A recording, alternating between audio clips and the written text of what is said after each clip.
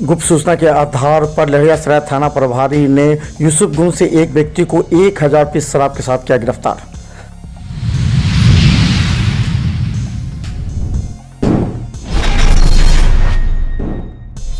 दरभंगा कोटगामा निवासी ससुराल जाने के क्रम में मैजिक ने मारा धक्का, डीएमसीएच आते हुई मौत।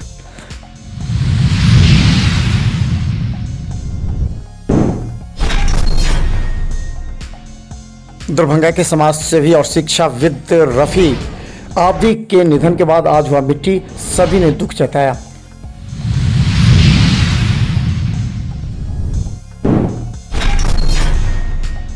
डीएमसीएच स्थापना दिवस के पहले दिन साइंटिफिक सेशन का हुआ उद्घाटन।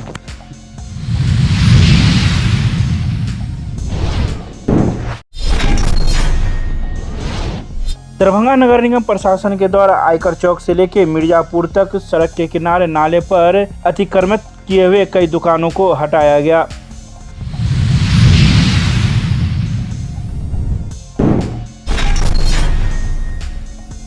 दरभंगा नगर निगम में आउटसोर्स पर कार्य कर रहे सफाई कर्मियों को नहीं दिया जा रहा है वेतन।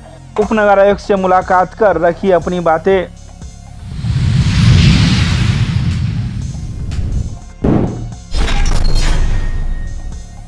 विश्वविद्यालय थाना पुलिस ने 3 युवकों को अलग अलग मामले में भेजा न्यायिक हिरासत में।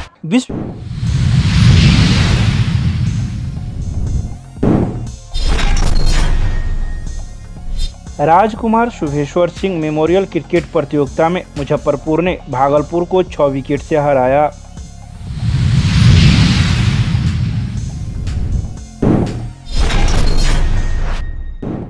विश्वविद्यालय थाना पुलिस ने नेपाली सोफिया शराब के साथ एक महिला को किया गिरफ्तार, कागजी कार्रवाई कर भेजा न्यायिक हिरासत में।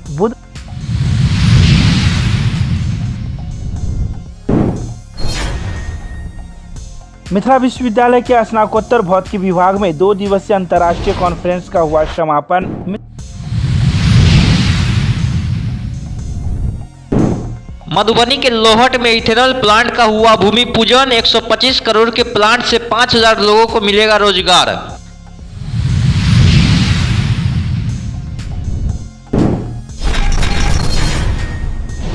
दरभंगा के लहरियासराय थाना क्षेत्र के यूसुफगंज में गुप्त सूचना के आधार पर गश्ती दल के साथ थाना प्रभारी यूसुफगंज पहुंचे। उन्होंने कई जगह छापेमारी की। बाद में उस स्थल पर जाकर छापेमारी की तो वहां पर 1000 पीस नेपाली शराब बरामद किया गया। वहीं पर एक युवक को भी गिरफ्तार किया। हालांकि उसके साथ पूछताछ पुलिस की जारी है। पुलिस को शायद मालूम है कि इसकी गिरफ्तारी और पूछताछ के बाद और भी खुलासे हो सकते हैं। करीब 1000 पीस नेपाली शराब बरामद होने के बाद और नेपाली शराब बरामद होने की संभावना को देखते हुए छापेमारी देर रात तक जारी है।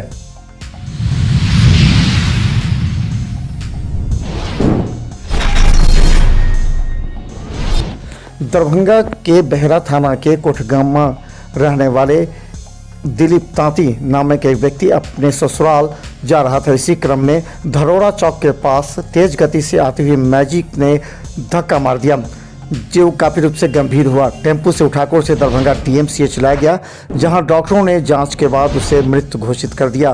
परिजन काफ़ी परेशान और चिंतित हैं। मृतक के 4 छोटे छोटे बच्चे भी हैं। काला देवी अहाँ के लड़का एक्सीडेंट भ गेल, की कहबा? हमर लड़का जो 7 बजे ससुराल जाय छले पत्नी के आने ले, ओने से मैजिक वाला आवे चले, आगे से ठोक देलके। हमरा पता नहीं, हम चलिए निकास बात गेल चलिए, लोग बजबै ले गेले, जनाना बात बेटा के भ गेल। तबे में एगो टेम्पू वाला चले, वही टेम्पू पर चढ़ के एलिए त बेटा हमर पकड़ के सब बैठेने चले, उठा के वह टेम्पू वाला लेलके आ दरभंगा एले। अतः जाइए तो सर सब जाँच फाँच केलखिन, जहाँ सीजिन लगेलखिन आ जाँच फाँच केलखिन तो कहलखिन नहीं खत्म।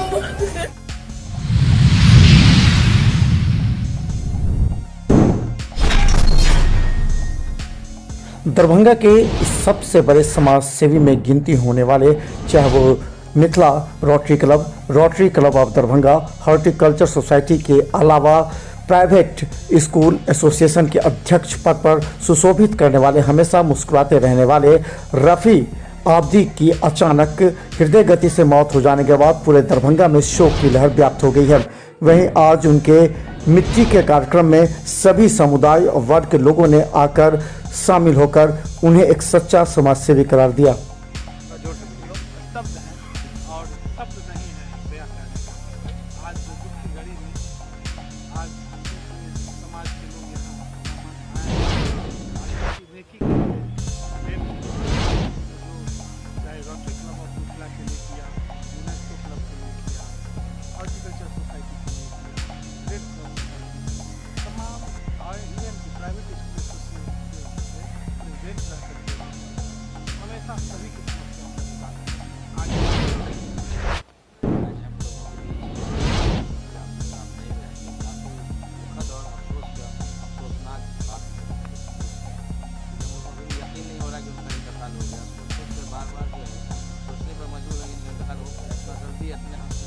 एक हफ्ता पहले उनसे हमारी बात एक शिक्षा जगत को एक बड़ी लॉस हुई आज उनके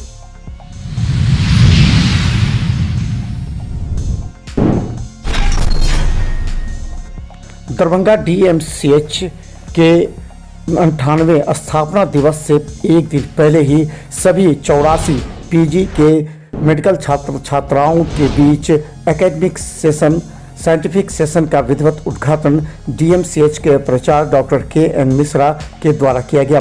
इस मौके पर KN मिश्रा ने कहा कि छात्र छात्राओं के बीच साइंटिफिक सेशन उनके प्रगति और उनके मॉरल को बढ़ाता है। मैं सुबह में था आज मेरा साइंटिफिक सेशन जिसमें 4 स्टूडेंट हमारे पेपर और पोस्टर प्रेजेंट किए। उन लोगों को बिहार मेडिकल काउंसिल से 8 पॉइंट एक्रीडिटेशन अवार्ड दिया गया, जो पॉइंट उनके कैरियर के लिए काम आएगा। उनके प्रमोशन में, उनके आगे कैरियर में उस पॉइंट की ज़रूरत पड़ती है। तो इस बार पहली बार हमने इस चीज़ को आयोजन करना है और उसमें टोटल 84 बच्चे शामिल थे।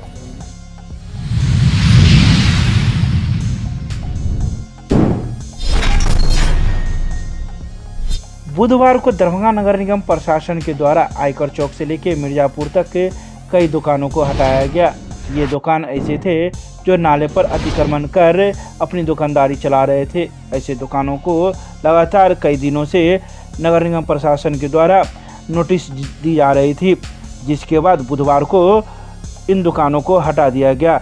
इसके अलावा नगर निगम प्रशासन के द्वारा कई दुकानों को उठा लिया गया, जो उठाकर ट्रैक्टर के माध्यम से नगर निगम के गोदाम में ले जाया गया। ये आयकर चौराहा से लेके आकाशवाणी तक हम लोग परसों अनाउंस करवा दिए थे शनिवार को, जो अतिक्रमण खाली कर दे, अन्यथा सामान जब्त कर लिया जाएगा। जब्त के साथ आपके साथ फाइन भी काटा जाएगा। लेकिन अभी लोग नहीं हटा रहे हैं, कुछ लोग हटा रहे हैं, हटा लिए। कुछ जो हट्टी हैं वो नहीं हटा रहे हैं, उसको हम लोग पुलिस बल कर्मचारी के साथ आए हैं, ट्रैक्टर JCB लेके उसको अतिक्रमण खाली कराएंगे। आपका नाम? हमारे क्या कहते जानकारी में नहीं है, ये अमीन आपको बता सकते हैं, इंजीनियरिंग सेक्शन बता सकते हैं, अतिक्रमण कोषांक बता सकते हैं। हमको जो आदेश मिलता है उसका हम पालन करते हैं। ये हर जगह दरभंगा में हो रहा है। आज एक सप्ताह पहले हम लोग नेशनल सिनेमा के पास कराए थे, मौलागंज करवाए थे। हर जगह दरभंगा के जो हॉट स्थान है, जहाँ जाम लगता है, वहाँ हम लोग की तत्परता रहता है कि अतिक्रमण मुक्त रहे। उसका भी हम लोग नोटिस तैयार कर रहे हैं। हर मॉल, हर कमर्शियल बिल्डिंग को आपको पार्किंग है कि नहीं और कहाँ है, नहीं है तो उसको नोटिस देने का प्रक्रिया शुरू कर दिए हैं। सब कमर्शियल बिल्डिंग, मॉल सबको आपको नोटिस जाएगा और उसके लिए दंड कार्रवाई किया जाएगा, फाइन किया जाएगा। क्या है? संतोष कुमार साहब। आप क्या है नगर निगम? हवा दल प्रभारी। ऐसा मकान बना लिया, उसके लिए फाइन ठोका जा रहा है और उसको मकान को तोड़ करके उसको हटाया जा रहा है, लगाया जा रहा है सबको। कितना फाइन? 5,000 का फाइन है जो लगा देते हैं उसको। 1500 से लेकर के 5,000 तक का फाइन।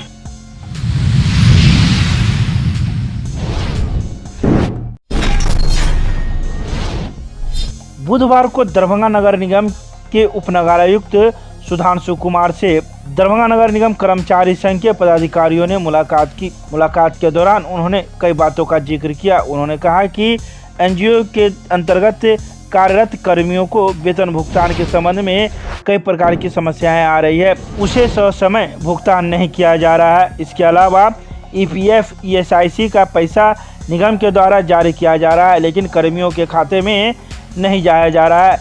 यह सारा कारनामा एजेंसी के द्वारा किया जा रहा है, जो कि गलत है। तो वहीं उपनगर आयुक्त ने कर्मचारियों से बात करते हुए कहा कि आप लोग को जल्द ही समस्याओं का निदान कर लिया जाएगा।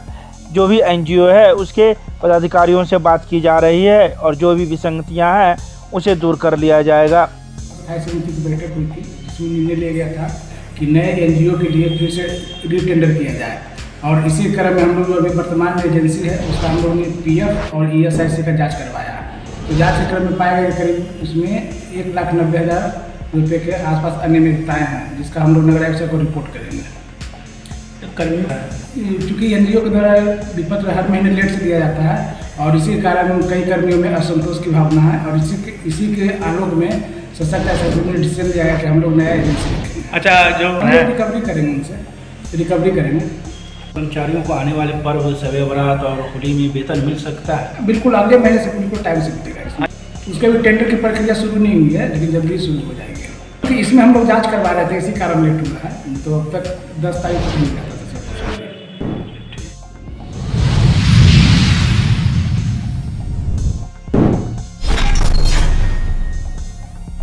विश्वविद्यालय थाना पुलिस ने 3 युवकों को अलग अलग मामले में बुधवार को न्यायिक हिरासत में भेज दिया, जिसमें एक युवक जिसका नाम कुंदन कुमार उर्फ चंदन है, इसके पिता का नाम लाल बिहारी यादव है, यह सरौती घोगरडी मधुबनी का रहने वाला है। इसे शराब पीने के मामले में न्यायिक हिरासत में भेज दिया गया। जब इसकी जांच एनालाइजर मशीन से की गई तो 216 mg पाया गया। तो वहीं दूसरा युवक नगर थाना क्षेत्र के भगवान दास मोहल्ला का है, जिसका नाम विकास महतो, पिता का नाम प्रभु महतो है। इसे भी शराब पीने के मामले में न्यायिक हिरासत में भेजा गया। तो वहीं तीसरे व्यक्ति का नाम मोहम्मद अरबाज है, इसके पिता का नाम मोहम्मद रुस्तम है, जो सारा मोहनपुर सदर थाना क्षेत्र के पास का रहने वाला है। इसके पास से एक बोतल नेपाली सोफिया शराब बरामद की गई थी, जिसके बाद पुलिस ने तीनों युवकों पर कागजी कार्रवाई कर सभी को न्यायिक हिरासत में भेज दिया।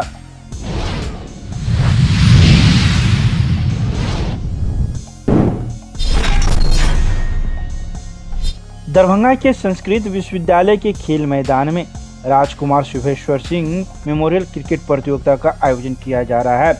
इस क्रिकेट प्रतियोगिता के दूसरे सेमीफाइनल में बुधवार को मुजफ्फरपुर ने भागलपुर को 6 विकेट से हरा दिया।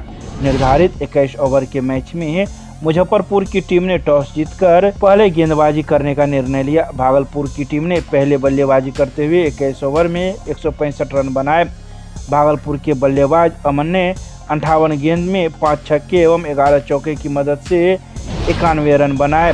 तो वहीं मुजफ्फरपुर के टीम ने 16 ओवर में 166 रन बनाए। मुजफ्फरपुर के बल्लेबाज विकास रंजन ने 27 बॉल में 8 चौके 4 छक्के की मदद से 62 रन बनाए। तो वहीं मैन ऑफ द मैच का पुरस्कार मुजफ्फरपुर के विकास रंजन को टूर्नामेंट कमेटी के चेयरमैन कुमार कपिलेश्वर सिंह के द्वारा नगद राशि 5,000 रुपये के रूप में प्राइज दिया गया।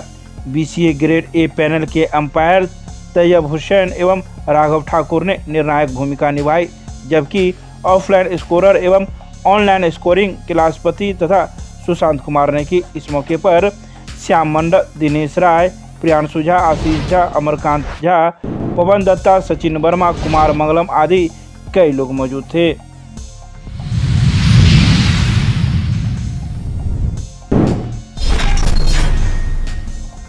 बुधवार को विश्वविद्यालय थाना पुलिस ने गंगवारा से एक महिला को गिरफ्तार किया, जिसके पास से 25 पीस नेपाली सोफिया शराब एक बोरा से बरामद किया गया। तो वहीं पुलिस ने इस महिला को गिरफ्तार कर विश्वविद्यालय थाने ले आई। तो वहीं गिरफ्तार महिला के पति का नाम स्वर्गीय जगन्नाथ महतो है, जो गंगवारा में ही रहती है। पुलिस ने महिला को गिरफ्तार कर थाने ले आई, जिसके बाद कागजी कार्रवाई कर इसे न्यायिक हिरासत में भेज दिया।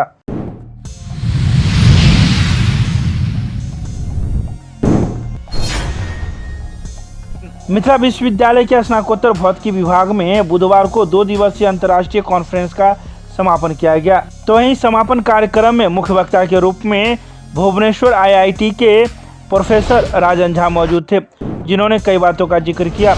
उन्होंने कहा कि क्वांटम कंप्यूटर का निर्माण और क्वांटम संवाद करने के लिए अस्थायी सिंगल फोटोन की खोज रूम तापमान के बराबर करने की बहुत आवश्यकता है। साथ ही अस्थायी सिंगल फोटोन को एक से दूसरे जगह भेजने की क्षमता हो। भविष्य में क्वांटम संवाद करने के लिए सिंगल फोटोन की बहुत आवश्यकता है। इसके अलावा उन्होंने कई बातों का जिक्र किया। बता दें कि भौतिकी विभाग की ओर से recent advance in nano science technology and advance functional materials विषय पर इस 2 दिवसीय अंतर्राष्ट्रीय कॉन्फ्रेंस में कई लोग देश विदेश से जुड़े हुए थे, जिन्होंने अपनी अपनी बातें इस अंतर्राष्ट्रीय कॉन्फ्रेंस में रखी।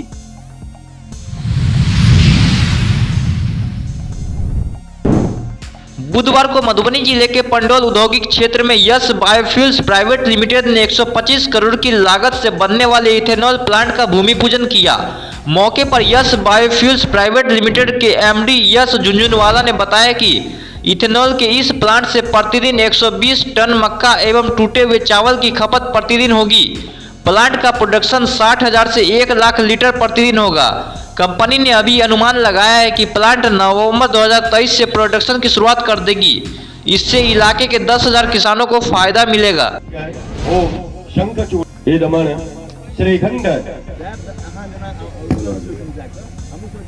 तो मात्र 4 महीना पहले GI टैग में मखाना को मिला, जिस लड़ाई के बाद हम कहां से कहां बढ़ गए। अगर मधुबनी पेंटिंग की बात हो रही है तो आज से 30 साल पहले आदरणीय ललित नारायण मिश्रा जी, स्वर्गीय ललित नारायण मिश्रा जी ने एक ट्रेन में पहला मधुबनी पेंटिंग का दिया था।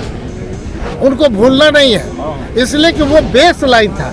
जॉर्ज फर्नांडिस साहब उस समय दिन सेंट्रल मिनिस्टर थे और मधुबनी आकर के आपका उद्घाटन किए। और 40 साल के अंदर में क्या हुआ, पूरे देश दुनिया में मधुबनी पेंटिंग का जितना अवार्ड मिला, जितना फॉरेन एक्सचेंज मिल रहा है,